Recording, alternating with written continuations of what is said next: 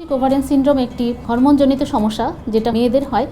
এই polycystic ovarian সিনড্রোমের main সমস্যা নিয়ে আসে আমাদের কাছে টিনেজ বয়সী মেয়েরা এবং যারা বেবি নেওয়ার জন্য চেষ্টা করছেন প্রজননকালীন সময়ে 15 থেকে 45 বছরের মহিলারা আসেন যে তাদেরকে হঠাৎ করে মাসিকটা বন্ধ হয়ে যাচ্ছে, হ্যাঁ, বা মাসিক অনিয়ম হয়ে যাচ্ছে, হঠাৎ করে মোটা হয়ে যাচ্ছেন, ওয়েট বেড়ে যাচ্ছে এবং শরীরে দেখা যাচ্ছে অবাঞ্ছিত লোম আসছে এবং বিভিন্ন ঘাড়ে, বগলে অথবা অন্য জায়গায় যেখানে স্কিন ফোল্ডগুলো থাকে সেখানে ব্ল্যাকিশ কালারের বা কালো ছোপ ছোপ কালো দাগ দেখা যাচ্ছে।